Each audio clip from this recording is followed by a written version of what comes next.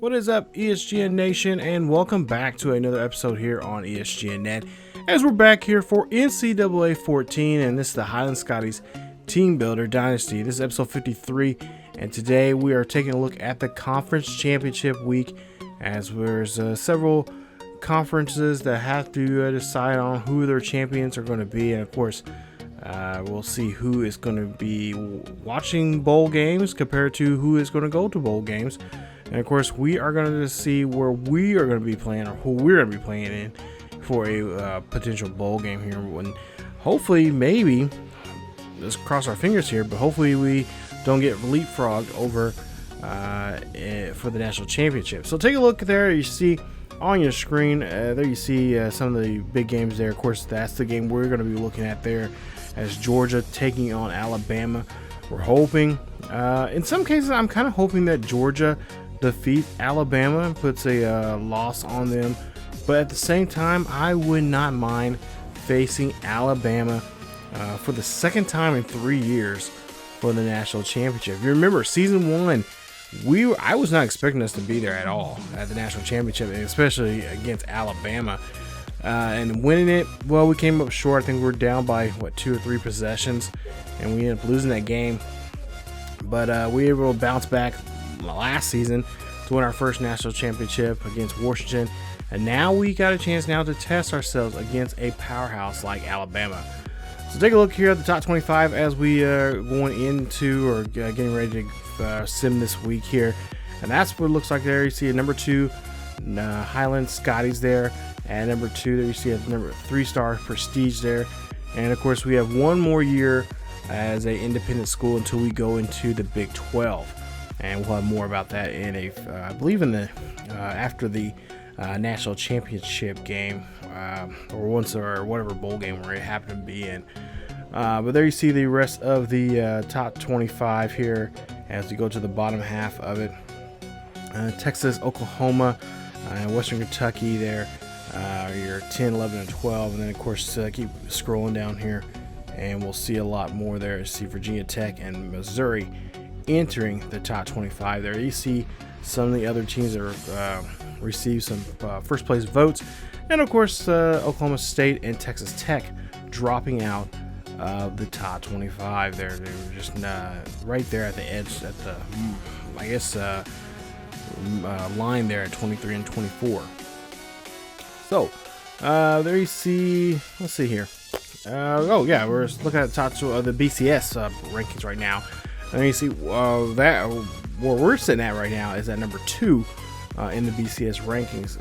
Now, at the same time, we might be sitting at number 2, but then again, we could get leapfrogged by Ohio State, who have a Big 12 game coming up here.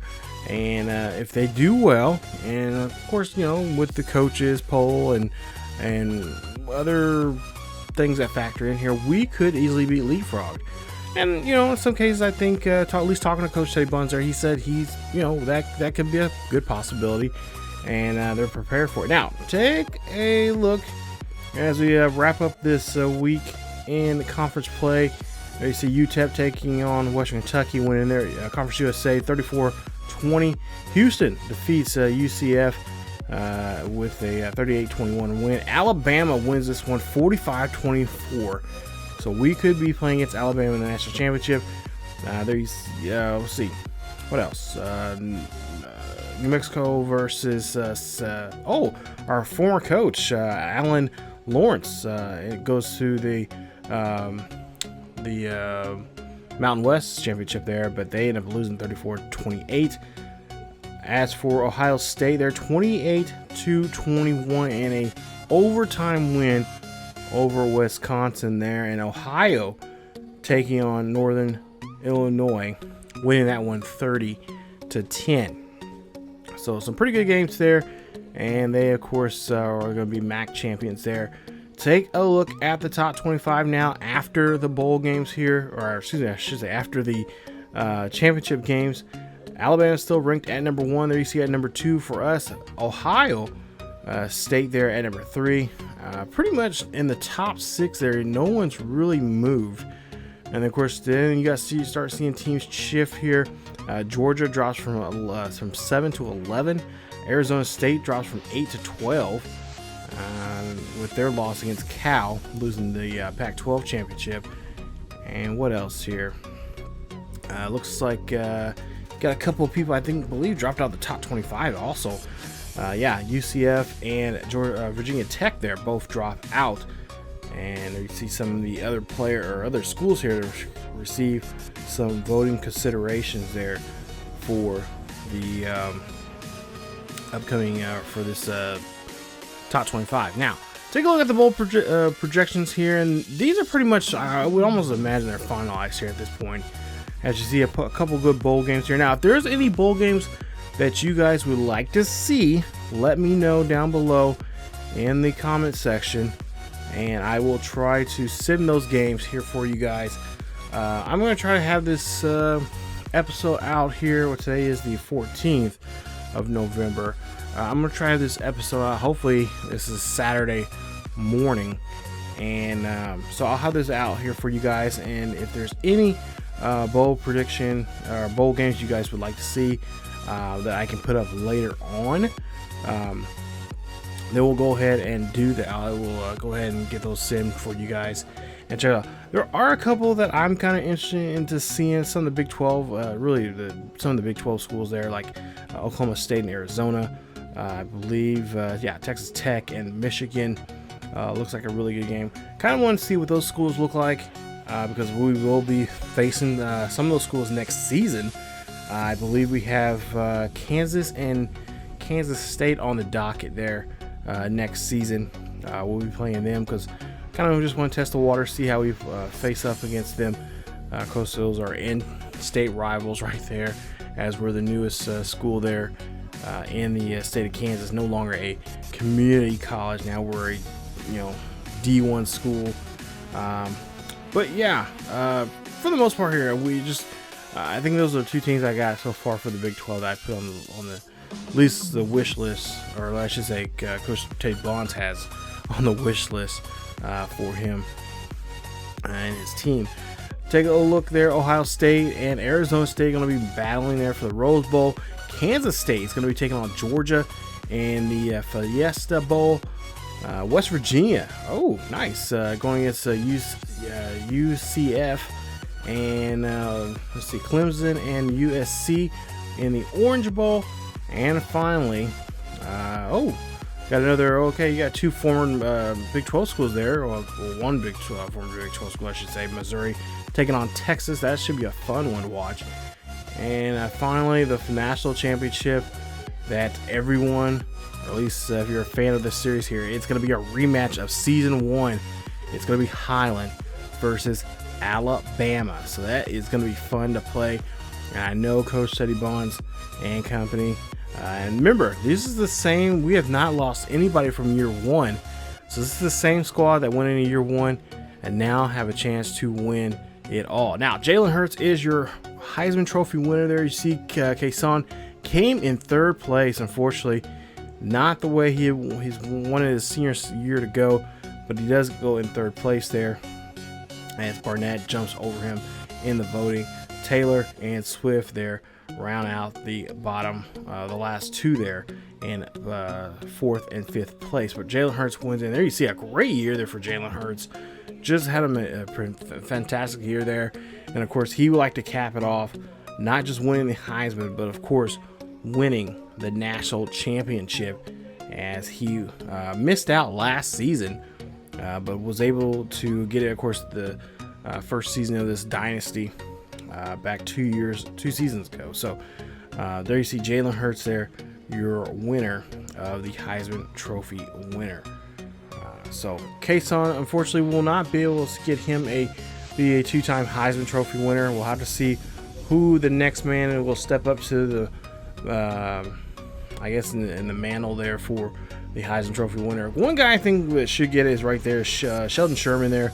Great season. He's won those 2 awards there.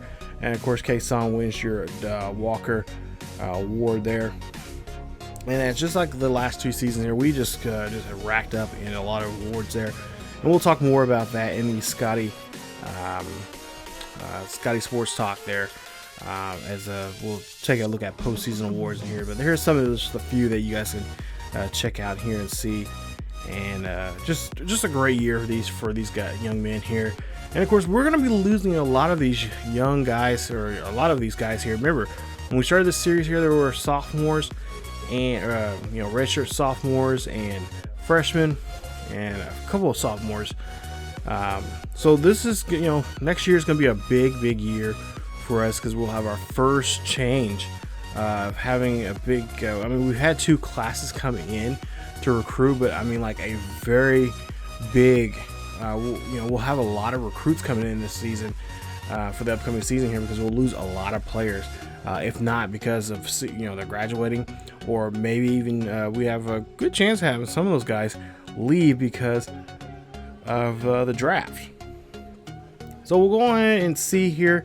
Let's see, we got I got Alabama here, their schedule here. And of course, Alabama had a great year here. Really, the only game I can take a look here and see, I would probably say the Tennessee game right there, 45-27 was probably the one that was the scariest for them. They had another one there against Mississippi. It was like 56-23, so not a bad. I guess week 1 there against Wisconsin, a close one there, 35-28. But for the most part, they've been just steamrolling teams and just having their way with it, and almost the same way as us. Of course, we did have a couple scares there. I guess, of course, Mississippi, or I should say Ole Miss there, it was a big scare for us, 35-26. And, of course, the last game of the year, 38-24 against Virginia, was a scare. And, of course, the opening game there, Notre Dame, which was in a neutral site there, 59-24. Was another one there. So, but for the most part here, Coach Teddy Bonds is really happy to see him. Of course, we'll be playing a lot against those teams coming up next season. So as we roll on here, we'll take a look. And Jalen Hurts there, your guy there, who of course won the national championship, or won the, I shouldn't say that. Won the Heisman Award there. And 41 touchdowns, 6 interceptions there for him. What a great year there for him. Of course, for us, not such a great year. Not the year we wanted to see Flanagan in. 28 touchdowns to 16 interceptions. Getting close, a little over, or getting close to 3,000 yards passing. Just could not do it there. And of course, we'll see where he's going to be at when it comes to potentially. I would imagine he'll be, if he does get drafted, he'll be in like a late 3rd round, maybe early 4th round pick. But you just we'll find out here once he plays this national championship. There you see we're on now to the actually the injury report here, and we'll see the 2 big names there, Jacobs and Womack, the halfback and the right tackle there for them. They'll both be out of this game. So and they're pretty key figures on the offense there. But of course, if you take a look at Alabama, come on. This is Alabama. They got guys from, 1st string, 2nd string, 3rd string, and more. And there's a lot of guys here with some good talent. Of course, a lot of them, if you take a look here, just 90, 90. You got 299s, and the rest are in their 90s here. So this is definitely going to be a tough task for us. Hopefully, we can stay with them, because I'm really, truly. This is going to be a game that's going to really test what we can do here. And I would not be surprised if Coach Teddy Bonds maybe decides to go with the heavy or the hot hand right now, and that being Rush. Rush has been doing very well here. Last 2 games he was in for the season there, he was on target with a lot of his passes. Flanagan, on the other hand, maybe not so much. But I was at least talking to Coach Teddy Bonds before here. He did say that, right now, Flanagan was the one that started the season here. He wants to see Flanagan in the season and hopefully end it in the right way here by winning a national championship. So we'll have to see how that is going to be played out here. But he did say, first sign of trouble, he would put Rush in there to finish the game out. So a lot of the seniors will be playing in this game. For the most part here, he does want to get them in there because he believes that they're thirsty for blood. I know talking to Hunter Cannon, he said, it was a bad taste in their mouth there. A lot of people didn't believe they could make it that far. And he believed, after a while there, they kind of deserved to be there. Even though that in some, a lot of people, myself concluded, didn't really see us there at that point. And, surprisingly enough, we made it. But he feels like after last year, winning the national championship, this is a real good test for them to see where they're at and see what they can do. So our best wishes to our team. We cannot wait. I cannot wait to travel down to New Orleans. That's where the national championship game will be played at. Looking at some of the stats here for a lot of the players there. Najee Harris is going to be a halfback that's going to be just could wipe the floor with us if we do not control him. He has 13 rushing touchdowns for the season, and he is definitely a guy that will just bulldoze us if we do not keep him in check. Of course, Jalen Hurts, your Heisman Trophy winner, definitely a guy that we're definitely going to have to watch out for passing wise. I would imagine we'll probably have a lot more zone coverage, making sure, not to mention, just we got to put some pressure on him. I believe, I know talking to Coach Teddy Bonds and the other coaches, especially the defensive coaches, they said that this week they have to see a huge game from Sheldon Sherman. That is going to be a key to that offense or that defensive line there to really bulldoze and get a hold of the quarterback and really put some damage on him. They also include Robinson in that, and also Ramsauer there to really get in there.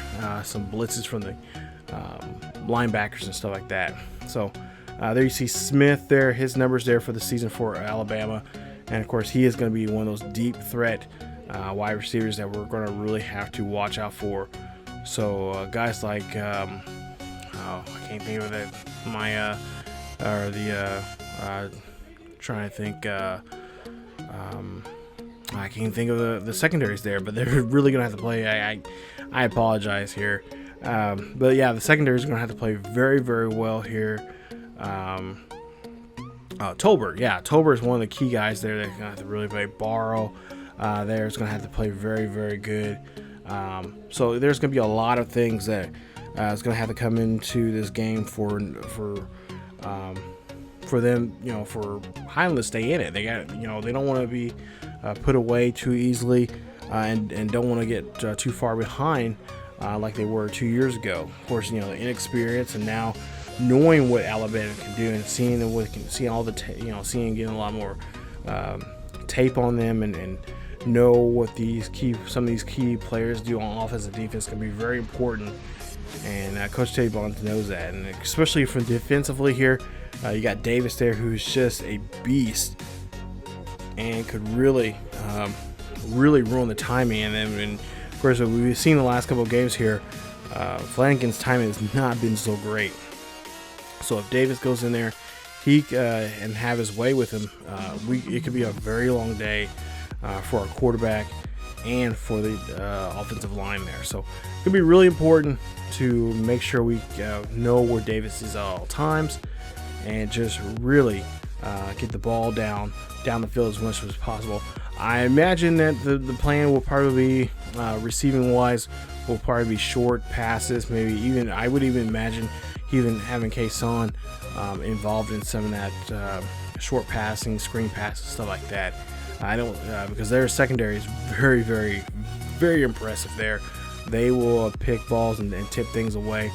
And of course, this man right here, I'm very, very concerned about. I've seen the couple games, especially in that game there against Georgia.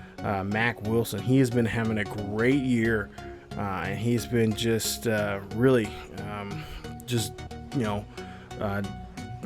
as a player, he's been the last couple of games here this season, he's been doing very well, and he is definitely one of those junior red shirts there who has some good NFL potential, and we'll see how we can fare against him. It's going to be a tough task with him and Davis coming at us. I would not be surprised if Mac, and look at tape here. Mac Wilson, he's a guy, he can go from sideline to sideline, and definitely, if need be, he can come in and get a good blitz. So middle linebackers is definitely a guy, Wilson there. He's going to be somebody that we're going to have to really just have to watch out for. And of course, Carter going deep there, like I mentioned earlier, not really something we're going to go do. Maybe occasionally throw down the field and try to make some deep passes here, but I wouldn't be, I mean, to be honest, I would not expect that to happen, to be the case. I think a lot more short passes, more mid-range gameplay we'll see from Flanagan, and maybe even from especially from Rush, who does really a great job there in that situation. We'll probably see that in the game more so than in the deep passing route. So there you see Carter's numbers. Great acceleration. Look at that acceleration, agility. I mean, great man-to-man and zone. I mean, this kid is just a monster out there. So this is going to be I don't see a high-scoring game at all. I see it as a very defensive game, and basically whoever has the ball last and whoever can make turnovers. I mean, turnovers are going to be very key. Whoever can make the most turnovers and take advantage of those turnovers and turn those turnovers into points is going to be very, very important for either team. And both teams can do it. It just depends on who has that advantage. So that is something that we're definitely going to be looking forward to. Like I said, this is not going to be a high-scoring game. It's going to be a low-scoring game. It's going to be a very rough, in the trenches type of game, in the middle of the field. And basically, whoever makes the first mistake is going to win the ball game. So, but that is a look at the national championship game. Wes will be playing there. We are the away team in this one, so it'll be number 1 versus number 2. And like I said, a very big game here for us. This is year 3, and we're going for national championship number 2 here. So we'll have to see how things go coming up in that game. So, but yeah, so yeah, we're gonna go ahead and wrap this up, and we're gonna see how things go. We're gonna go and get ready and get on our flight down to New Orleans for this matchup here against Alabama. Like I said, great. This has been a great season so far. A lot of craziness and whatnot, but at the same time, I know Coach Jay Bonds believes this team can do this, and I believe also. I believe in what this team can do it. This team can do it. They can defeat Alabama. It may not be a pretty win. It may not be the ideal type of play or ideal type of win, but I really truly believe that this team, this has been a special 3 years, especially like last season, won the national championship for the first time. I really think they can do it again. So that is it for this episode of the Highland Scotties Team Builder Dynasty.